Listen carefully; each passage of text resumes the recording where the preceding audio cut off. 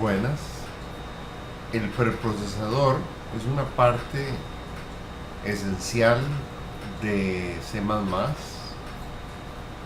Es, es una es algo que se ejecuta antes de la compilación del código. Es una herramienta que sustituye ciertos símbolos según estén definidos y que adicionalmente nos permite controlar qué partes del programa se van a compilar y qué partes no. También nos permite controlar el compilador y el linker y nos permite anidar comentarios. De esto, en orden de importancia, el include, o sea, la inclusión de archivos, está en primer lugar. La inclusión de archivos es necesaria porque la definición o declaración de funciones o de clases que se van a utilizar en un archivo X necesita ser vista por el compilador antes de poder utilizar dicho símbolo. Si no tuviéramos el include, tendríamos que estar escribiendo repetidamente las signatures, las firmas de las funciones y de las clases, lo cual sería un dolor de cabeza para el mantenimiento.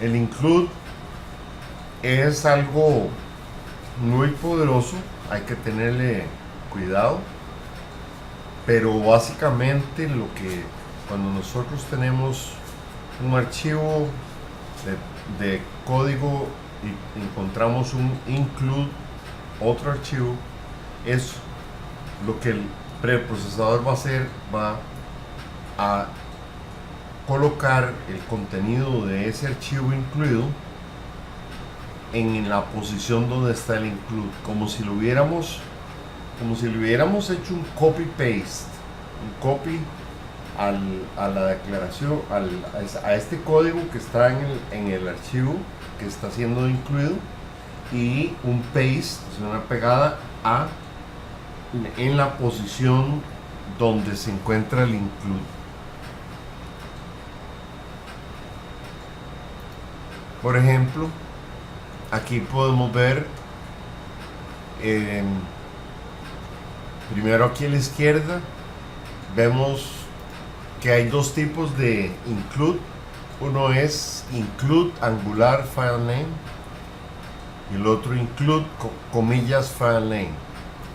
El primero se utiliza con archivos del sistema, archivos que digamos que no son creados por el programa entre manos, sino que son parte de bibliotecas.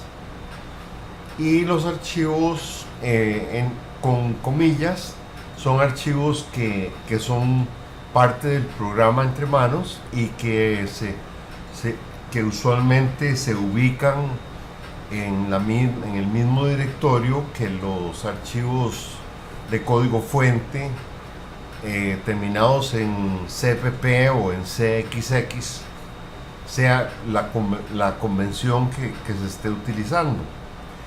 El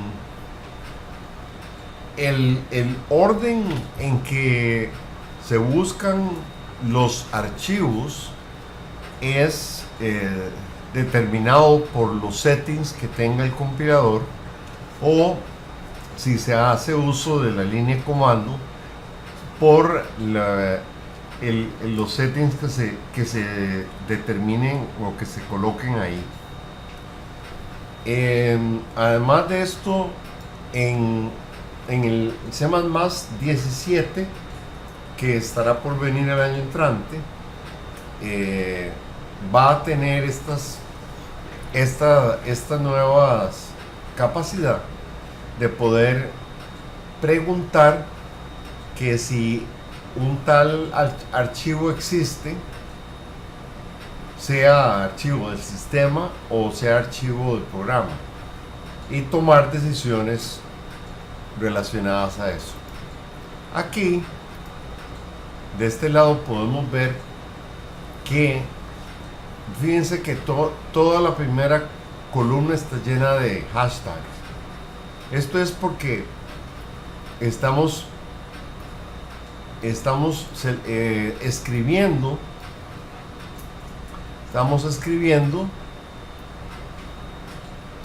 palabras del preprocesador. Como ven, el espacio que hay no importa, o sea, no, entre el hashtag y la palabra del preprocesador, ese espacio no interesa, no afecta.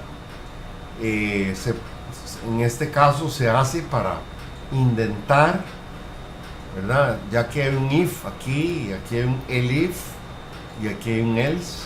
Entonces lo que está dentro de estas partes o bloques, digamos, se indenta para claridad. ¿Okay? Y esto más o menos lo que quiere decir es, si existe el archivo llamado optional en los directorios del sistema, entonces haga un include de ese archivo, y además defina la variable de macro llamada have optional, defínalo como 1. El if, que representa else if. Si no, si existe el archivo optional en el directorio experimental, entonces incluya el experimental/optional, define have optional como 1 y defina experimental optional como 1. Si no se da ninguna de estas dos opciones, entonces defina have optional como 0. ¿Okay? Estos son variables de preprocesador. Podemos poner cualquier nombre, cualquier palabra ahí, siempre que no comience con números, y que tenga únicamente valores alfanuméricos y el underscore. Después de la primera letra pueden venir dígitos decimales.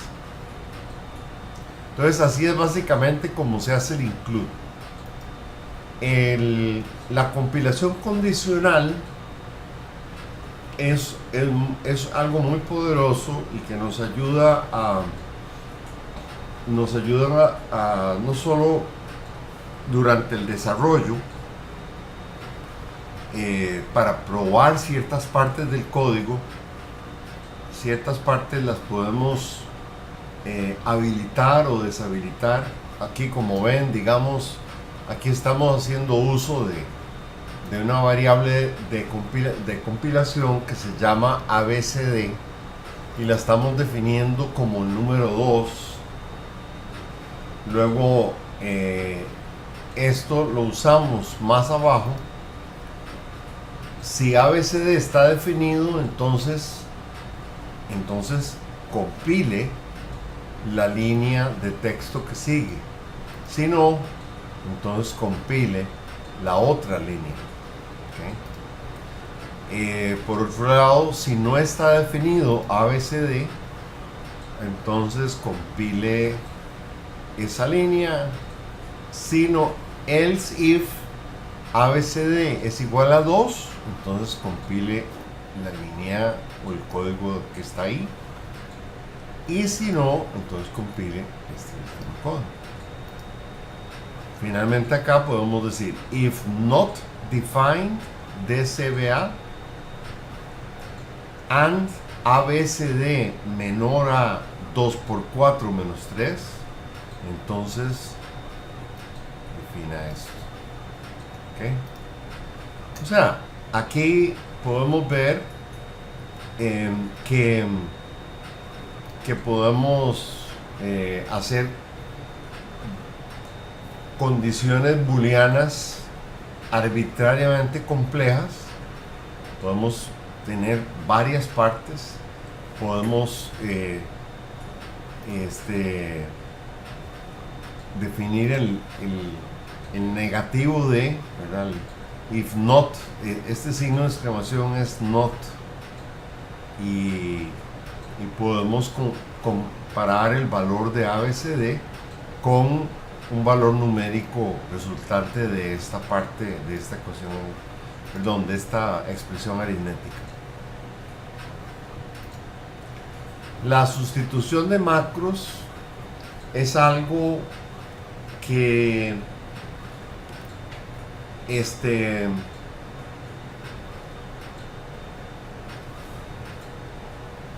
bueno, es algo que tenemos que tener mucho cuidado.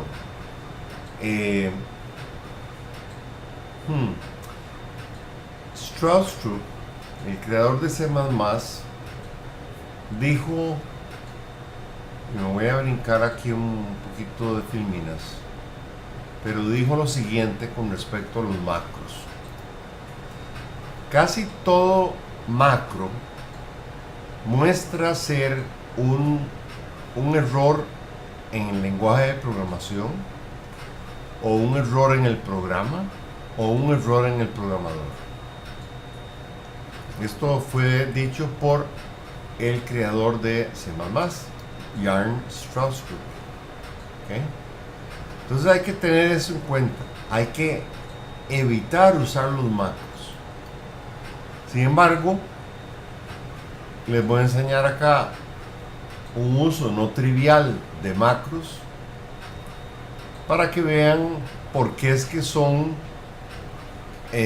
utilizados.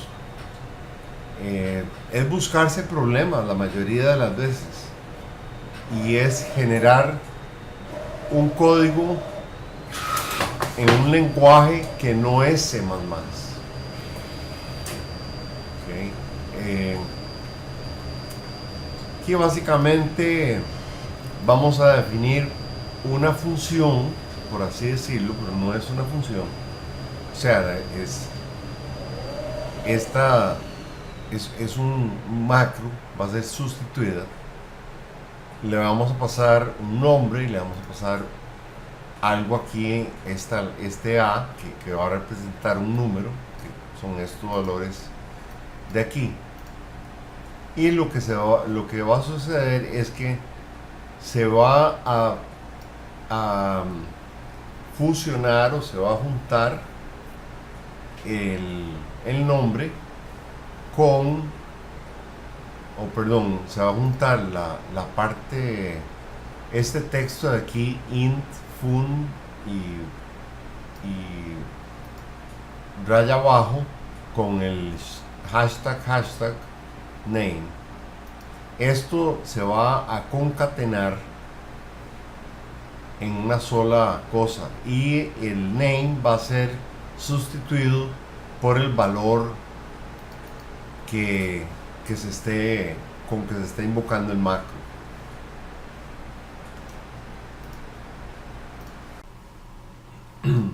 Vamos a ver la ejecución de estos macros. Eso sí, vamos a advertir que ojalá no nos guste esto mucho. O sea, potencialmente esto abre un Pandora's Box, ¿verdad? de problemas.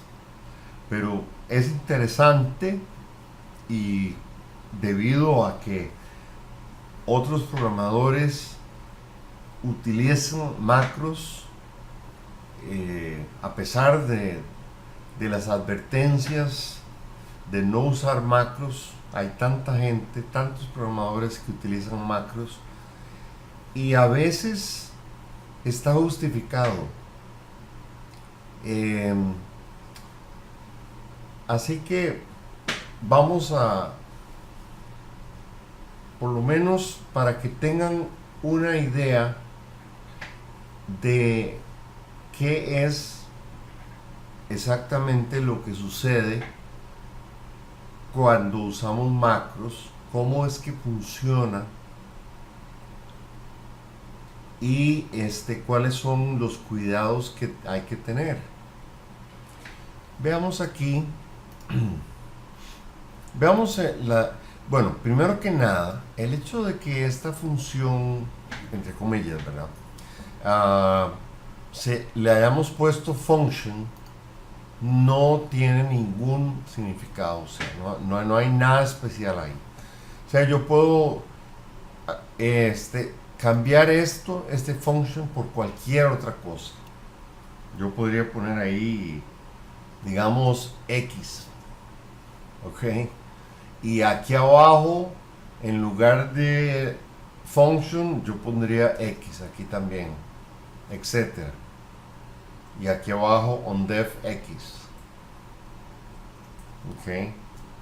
O sea, ¿me entienden? O sea, el nombre no tiene nada que ver. Simplemente se pone function, pues tratando de aclarar un poquito el enredo que estamos haciendo aquí, por el hecho de que estamos utilizando macros en una forma muy no trivial. ¿Okay? Entonces, veamos qué es lo que sucede. Este macro function recibe dos argumentos, uno llamado name y el otro llamado a. Estos argumentos provienen de los valores que le damos cuando invocamos el macro. O sea que en este caso lo vamos a invocar con ABCD y un número 12. Aquí lo vamos a invocar con FFF, un número 2. Y aquí lo vamos a invocar con QQQ número 23.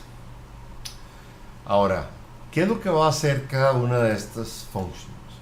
Y vean una cosa también muy confusa con los macros. Fíjense que normalmente, si estos fueran estatutos de C++, nosotros terminaríamos esto con punto y coma, punto y coma, punto y coma, ¿no? O sea, pero no son estatutos de C++. Esto es puro preprocesador. Entonces, ya desde aquí comenzamos a ver que usar el preprocesador demasiado nos pone a pensar en dos lenguajes diferentes. ¿Okay? Ahora, ¿qué es lo que sucede aquí? Dijimos antes que vamos a concatenar int espacio fun underscore con name, ¿ok? Y paréntesis, y vamos a escribir un cuerpo así. Ok, veamos esto. ¿Cómo vamos a tomar la función QQQ23 y vamos a ver cómo va a quedar? Eso, la QQQ23 va a quedar así: int fun underscore Ahora vamos a concatenar name, pero name en este caso es QQQ. ¿Ok? Luego ponemos paréntesis, abrimos corchetes y ponemos return A, pero A en este caso es 23. Punto y coma, cerramos corchetes. O sea que hemos definido, o sea, esta function QQQ23 lo que hace es definir una función así. Es como si hubiéramos escrito int fun QQQ return 23. Ven por qué la atracción. La atracción está ahí porque hace posible escribir ciertas cosas con menos letras, con menos teclas. Pero eso es algo que ganamos por un lado, pero que perdemos por otro, ¿verdad? Porque como decíamos hace un momento, esto es un lenguaje propio, un lenguaje inventado. No es C++, ¿verdad? O sea, el preprocesador no sigue las reglas del C++, tiene sus propias reglas. Ahora, curioso, ¿por qué será que nos está dando un error aquí en esta línea? Bueno, es muy sencillo. Si dijimos que esta invocación al macro function lo que genera es una función llamada fun underscore QQQ, entonces lo que está sucediendo aquí es que estamos duplicando la función. O sea que aquí el error es, vamos a ver qué es lo que nos dice. Aquí dice redefinition of fun underscore QQQ. ¿Ok? Entonces podemos ver que en efecto eso, si nosotros quitamos esto con comentarios, el error se va. ¿Ok? Ya no está definida. Pero bueno, vamos a dejarla así. Entonces ya vemos qué es lo que está haciendo. Simplemente veamos qué es lo que sucede con FFF. ¿Qué es lo que se va a definir? Va a ser int fun underscore FFF paréntesis return A, pero en este caso A es el número 2. Ok, ahí está. Igualmente vamos a tener un error en esta línea, y si nos vamos a ver qué es, dice redefinition of fun FFF. ¿Qué se quita si nosotros comentamos esto aquí? Ven, se quitó el error. ¿Ok? Ahora más bien lo que vamos a hacer es comentar esto acá. Así. Bien. Entonces, vean la confusión tan tremenda que puede haber. En esta línea quitamos la definición de function. O sea, antes function era un macro con dos parámetros. Aquí, de aquí en adelante, de esta línea en adelante, function queda indefinida. Pero, ¿qué es lo que sucede? En la siguiente línea la volvemos a definir. O sea, le damos otra definición.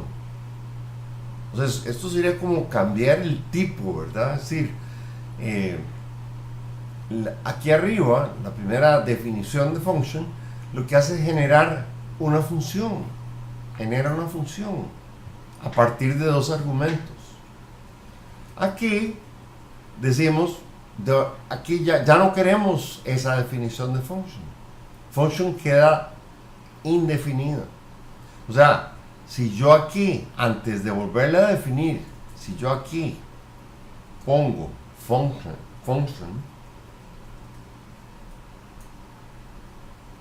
¿verdad? Y trato de, no sé, mandarle RR 67, ¿ok? Nos da un error. Nos da un error. ¿Por qué nos da un error aquí y aquí arriba no nos da un error? ¿Por qué? Porque de aquí en adelante function no está definida. Y no está definida de ninguna forma. ¿Cuál es el error que nos da? Expected punto y coma after top level declarator.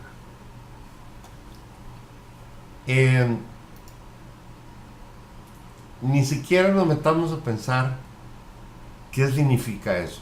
Es uno de esos errores que el compilador tira y que lo único que nos dicen es que tenemos que tener mayor conocimiento del lenguaje, porque cuando el compilador nos tira un error extraño, usualmente es porque estamos haciendo un uso absolutamente absurdo del lenguaje, como en este caso.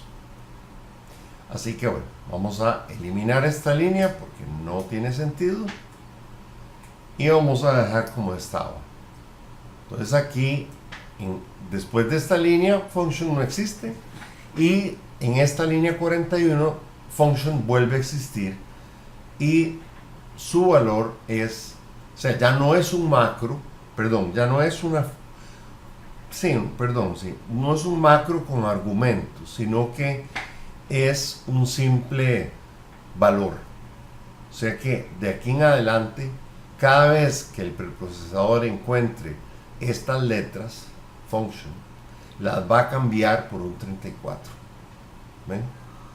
Eso es lo que hace el preprocesador. Y aquí es donde vemos esta línea. Ahí está. Vemos que estamos tirando a la consola el macro function. Pero, ¿qué es lo que se va a escribir en la consola? Pues lo que se va a escribir es cuál es el significado de function en esa línea.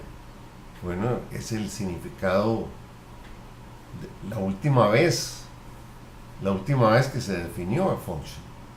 Y la última vez fue definido como el valor 34.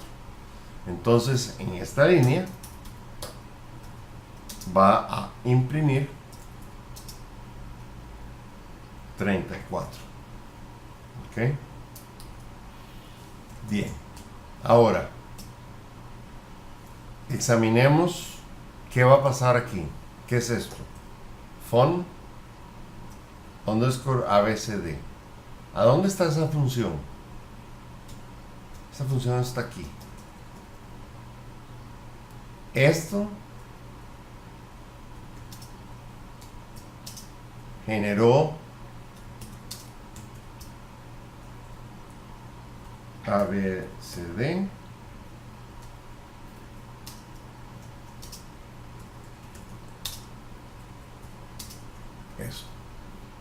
eso fue lo que generó. Entonces aquí, cuando se invoque esa función, nos va a imprimir 12. Igualmente, aquí nos va a imprimir 2. Y aquí nos va a imprimir 23. ¿Cierto? Ok, bueno. No me crean, hagámoslo, compilemos, ejecutemos.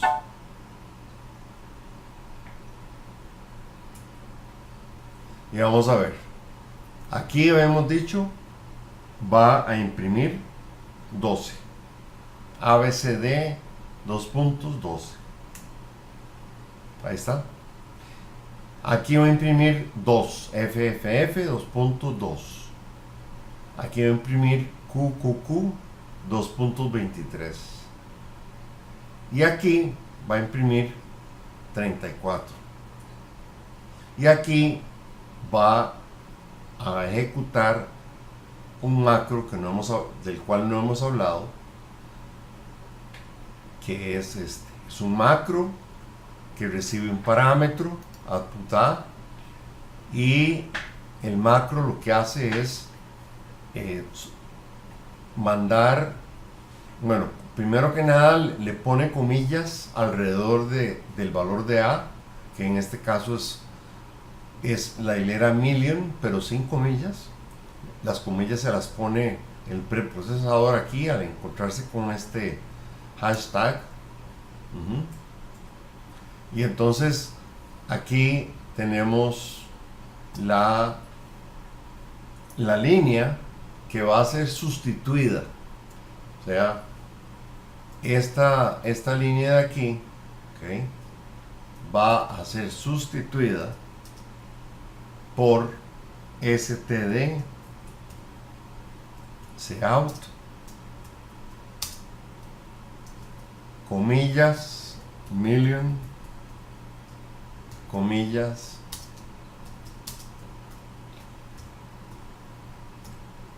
eso es lo que va a quedar. O sea que va a imprimir million.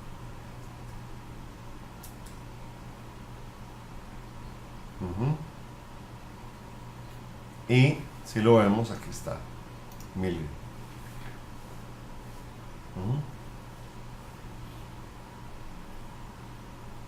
Terrible, ¿no? Muy confuso.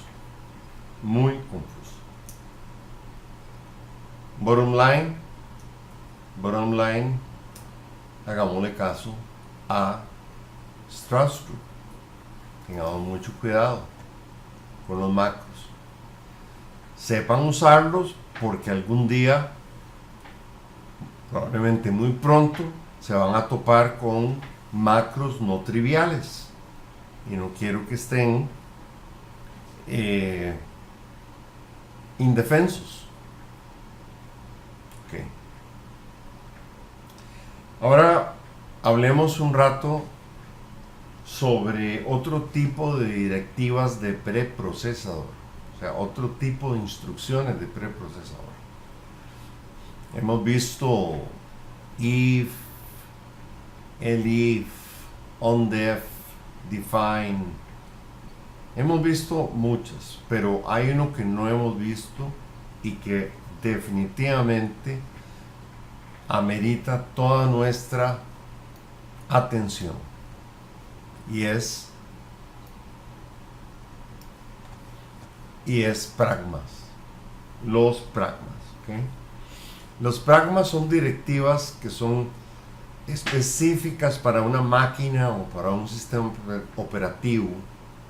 Son dependientes del compilador que se esté utilizando,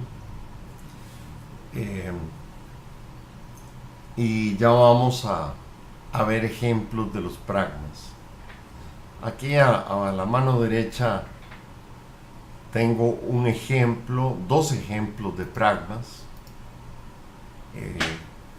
Esto es este pragma message. Lo que hace es imprimir esta hilera, imprimirla en la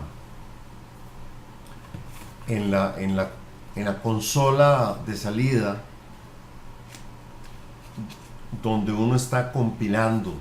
O sea que al momento de compilarse, cuando el compilador se encuentra pragma message contents of AAA, entonces él genera ese comentario dentro de todas las otras líneas que el compilador está escribiendo en esa ventana.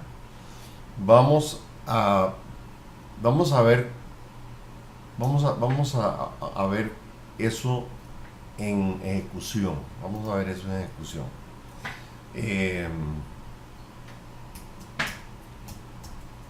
Ok, entonces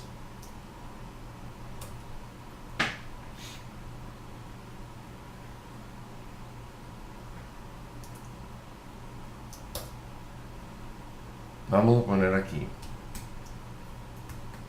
pragma message y aquí podemos poner hola.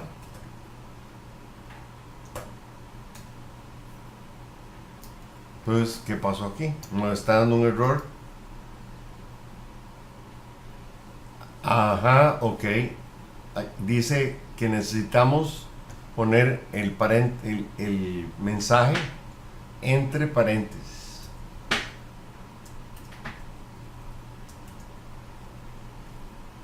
Ok. Todavía nos está dando un error. Dice que espera un literal de tipo hilera. O sea, nos hace falta las comillas. Ahora sí. Ahora ya no hay error. Hay un warning. ¿Ves? Ahí está el warning. Dice hola. Ok. Entonces, ¿qué es lo que sucede? Si nosotros ahora compilamos,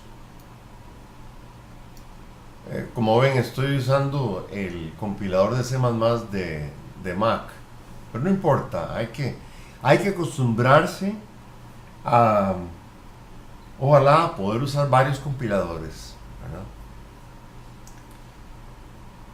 O sea, la vida nos va a forzar a usar muchos diferentes compiladores. Entonces, bueno, vamos a hacer un build aquí y vamos a ver que en el build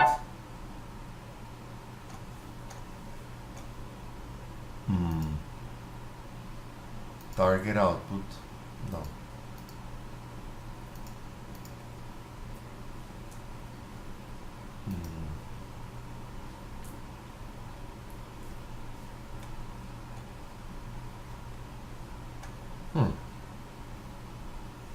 Un momentito. Ok, ya sé qué pasó. Básicamente, en el compilador de Microsoft, el Visual C++, al momento de uno decirle haga el build, entonces él comienza a poner un montón de líneas en la consola del compilador, y entre esas líneas, cuando se encuentra pragma message, entonces las va incluyendo ahí conforme las encuentre. En el compilador de Apple, en este Xcode, eso más bien lo pone aquí. Ven, aquí está hola. O sea, si nos vamos aquí tenemos runtime, no runtime issues y build time, ¿verdad? Entonces aquí en build time tenemos diferentes tipos de warnings, de advertencias. Todas estas son advertencias, ¿verdad? Fíjense que nos está advirtiendo aquí que, qué sé yo, aquí no estamos usando la variable size, ¿verdad? ¿Verdad?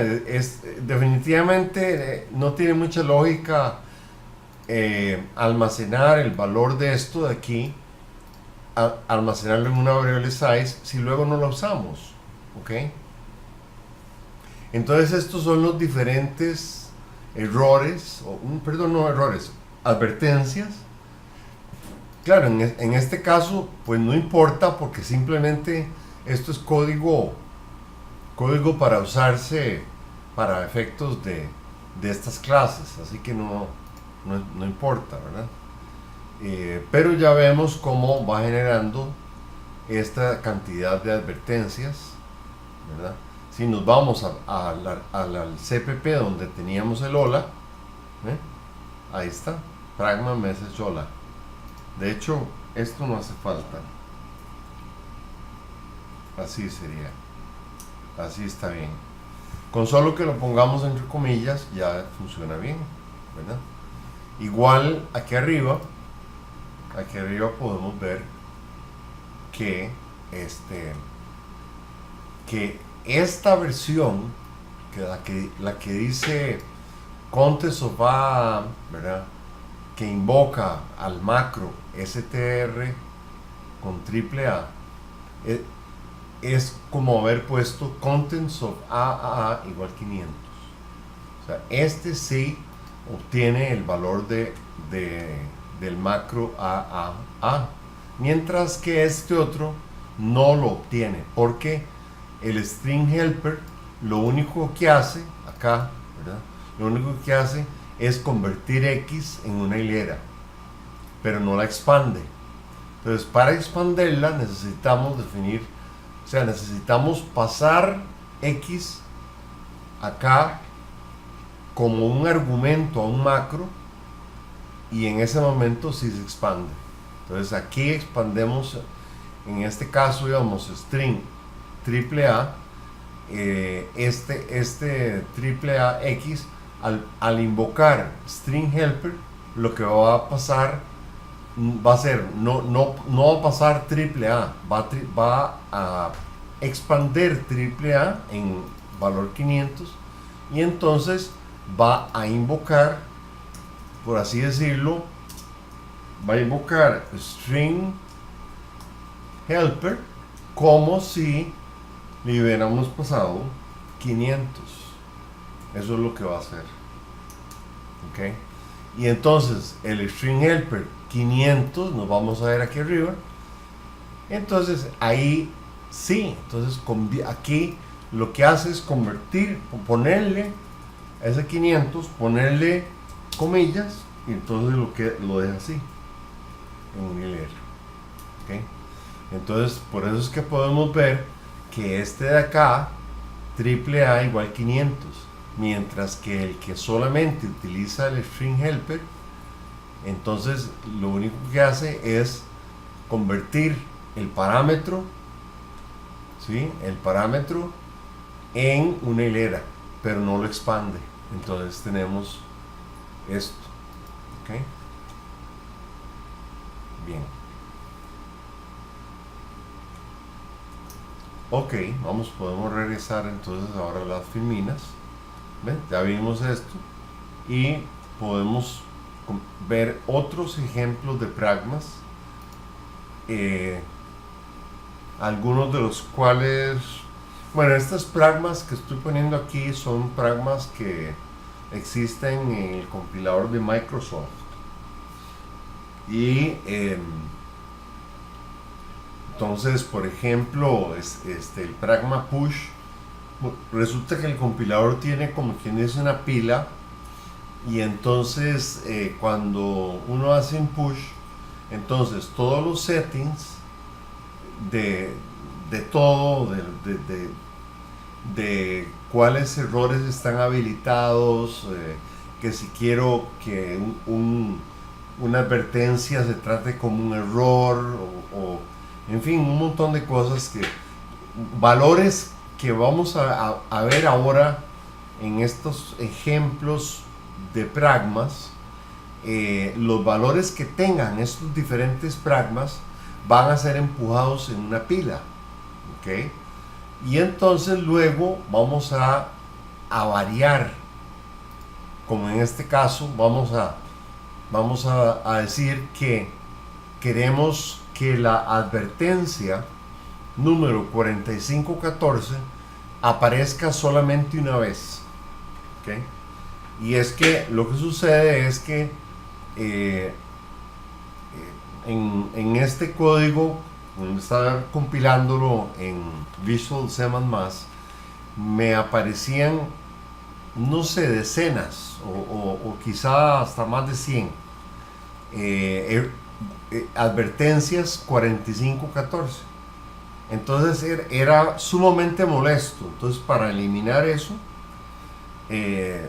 lo que uno hace es hacer un pragma warning y se le pasa once 2.4514.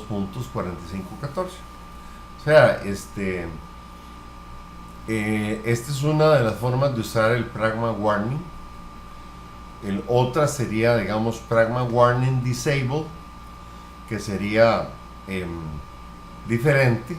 Ahí sería, quiero deshabilitar la advertencia 4189, o sea, no quiero, si se da la situación en que tenemos una condición que me generaría un mensaje de advertencia número 4189, no lo quiero ver, entonces lo deshabilitamos.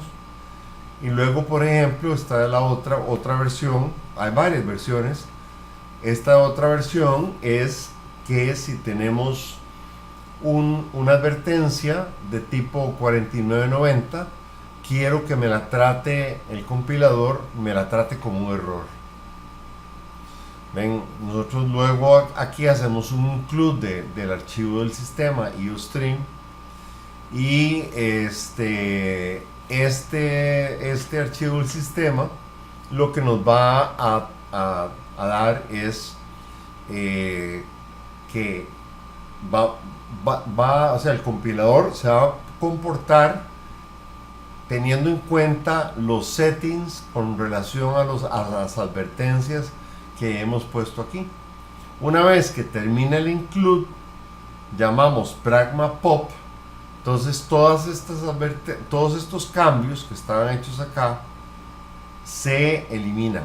Entonces quedamos como estábamos antes del push. ¿Ok?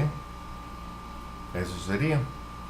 Aquí hay otras pragmas como pragma alloc text, pragma auto inline. ¿Ok? Básicamente, digamos, no nos vamos a meter mucho en esto. Esto tiene que ver con el código generado en el OBJ o en el .o, si estamos si estamos más bien en Linux o en Unix, ¿verdad? O en Mac, de hecho. El auto inline off lo que va a querer decir es que cuando tengamos de aquí en adelante tengamos una función que declaramos inline, entonces no se va o sea, el compilador no le va a hacer caso al inline, porque el inline sea apagado, por así decirlo. Aquí en este otro ejemplo, lo que estamos haciendo es prendiendo el check stack. El pragma check stack lo que hace es verificar que no nos hayamos salido y tratar de que no hayamos escrito fuera de las variables que tenemos, las variables locales que tenemos dentro de una función. Por ejemplo, en esta función sample alloc test tenemos un arreglo de 4 caracteres, tenemos un puntero que apunta al arreglo, pero luego hacemos una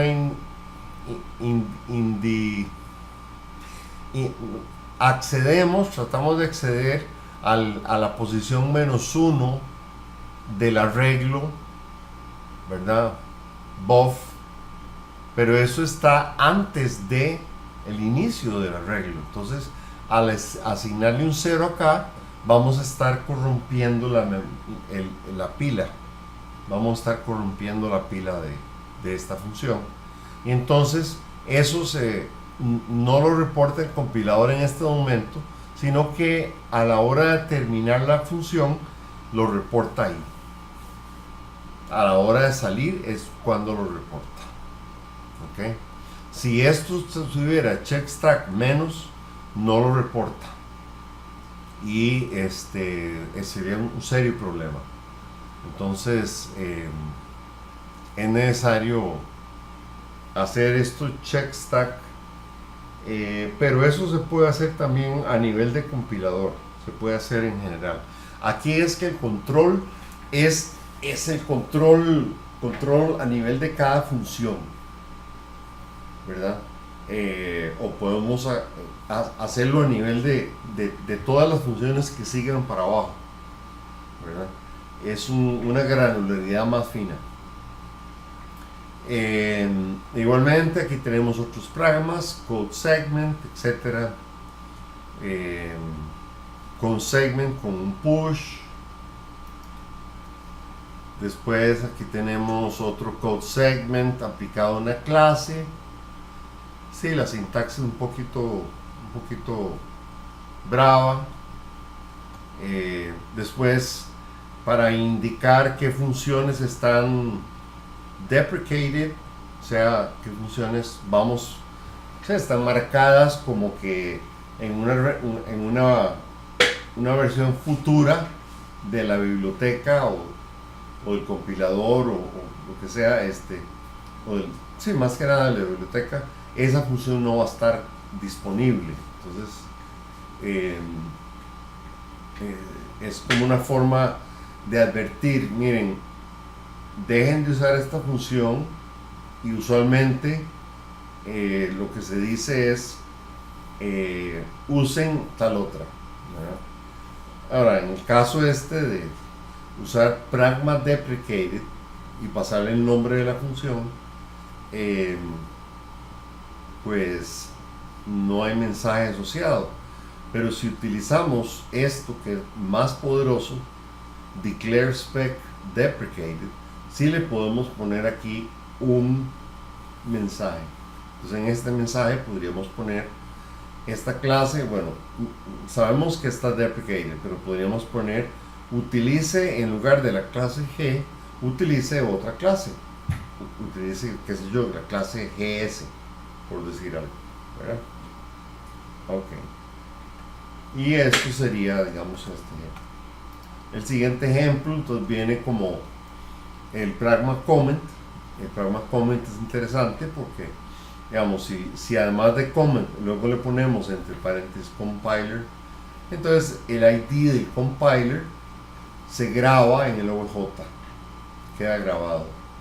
Si por otro lado hacemos un pragma comment con el parámetro lib, entonces lo que hace es poner en el OBJ un file.lib, el nombre de una biblioteca que va a forzar al programa a ligar con esa biblioteca.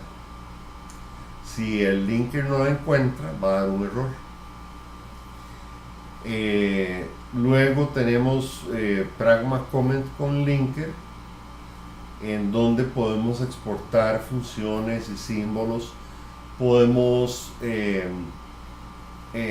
forzar que, por ejemplo, si ponemos el nombre de una función, en este caso string len, y al poner en include string len, lo que hacemos es forzar al compilador a que vaya a ligar con el OBJ que contiene la definición de string len.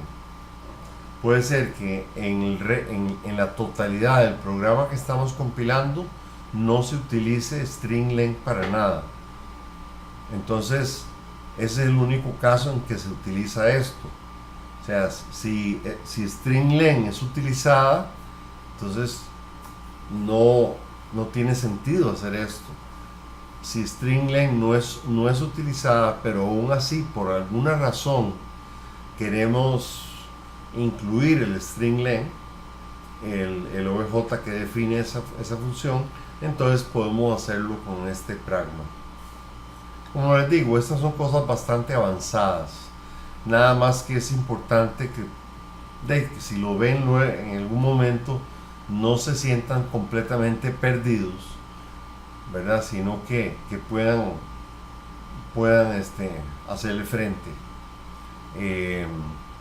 Luego aquí tenemos, por ejemplo, el pragma detect mismatch. Esto podemos poner diferentes valores en diferentes archivos de compilación, unidades de traducción, translation units, como se dice. Por ejemplo, en un CPP se puede poner mylib version y se pone el valor 8. En otro CPP, si se pone mylib version y se pone un valor diferente a 8, no se van a poder ligar.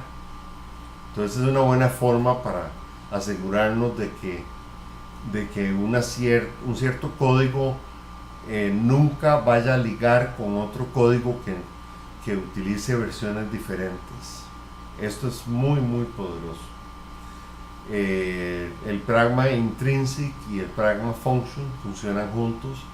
El intrinsic lo que hace es que a las funciones que siguen al intrinsic, estas funciones van a ser expandidas en línea en lugar de con una invocación.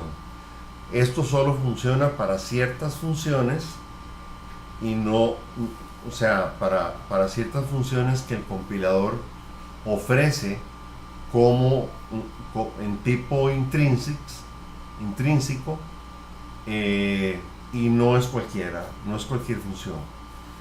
Ahora, al momento de este momento en adelante, cuando nos topamos con este stringlen aquí, entonces en lugar de invocar la función stringlen, lo que se va a hacer es que se va a reemplazar esto con el código de stringlen aquí directo. Pero si aquí volvemos a mencionar stringlen, pero ya no con string intrinsic sino con function, entonces en esta segunda vez donde topamos stringlen, no la va a expander, sino que va a hacer una llamada a la función stringlen. ¿Ven?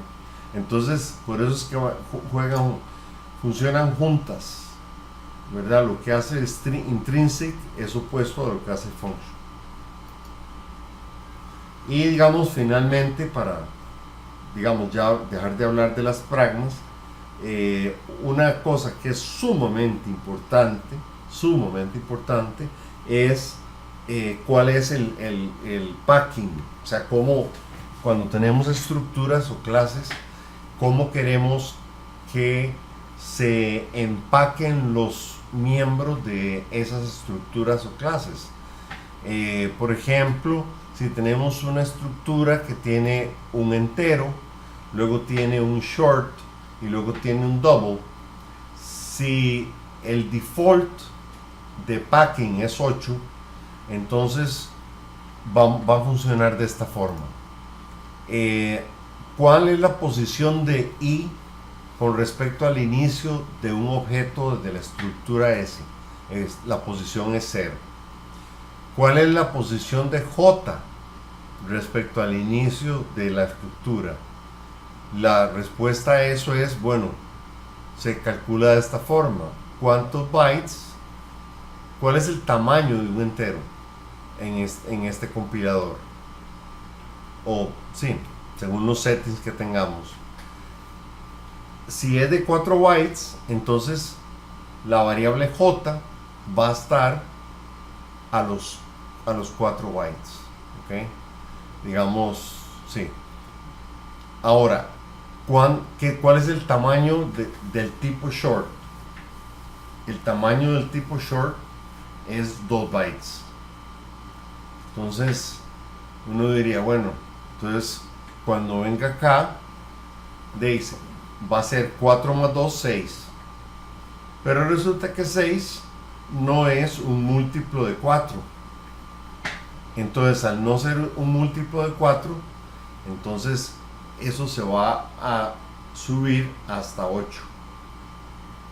¿Ven? Entonces, en este caso, objetos de tipo S van a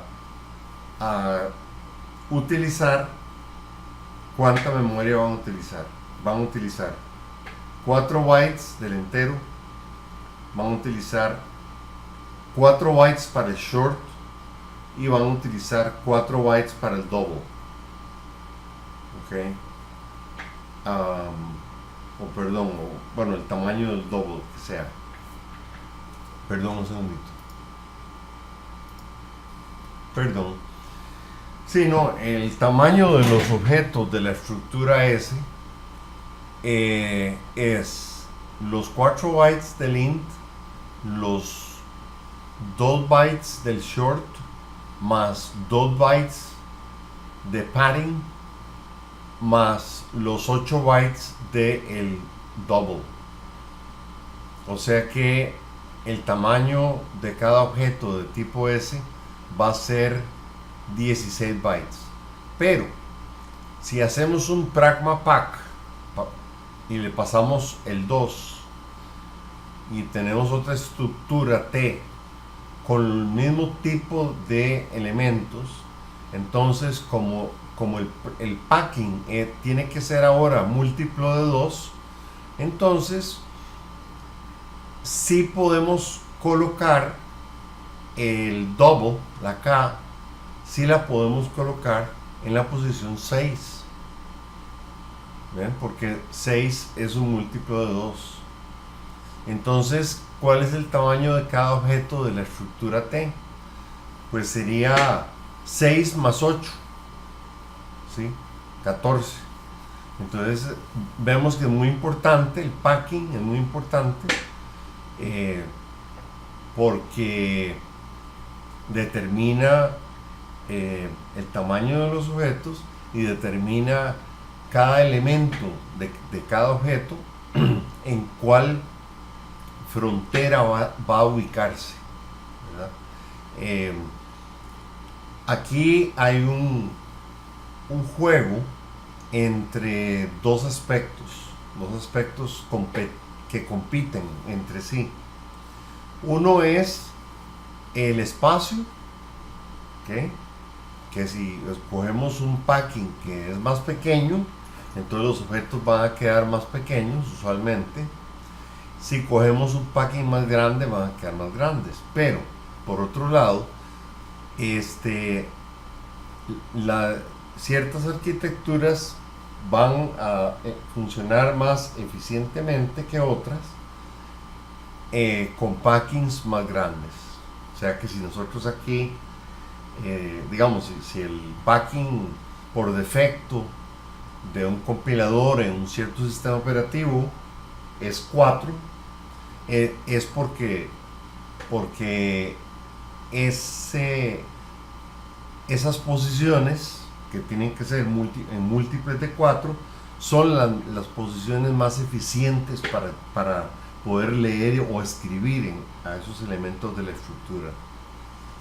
Entonces, si bien aquí pues la estructura S genera objetos más grandes, lo que sí podemos tener seguro es que el acceso a la parte K, a la variable K en la estructura S va a ser más rápido que el acceso a la variable K de la estructura T, simplemente por la forma como están empacados los miembros.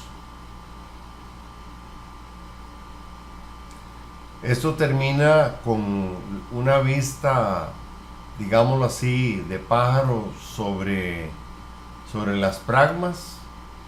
Aquí regresamos un momentito en aquella advertencia de que nos mantengamos lejos de los macros.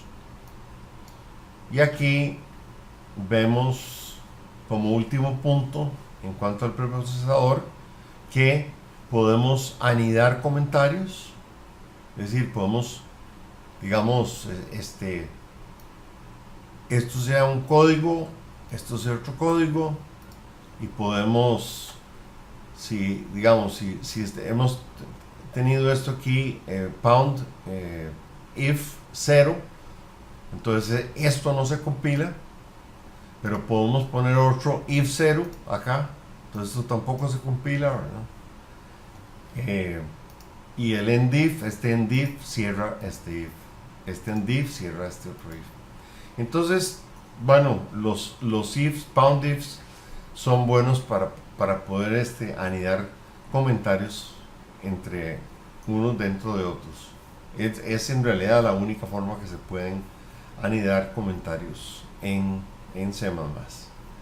Bien, esto concluye la, la lección relacionada a preprocesador.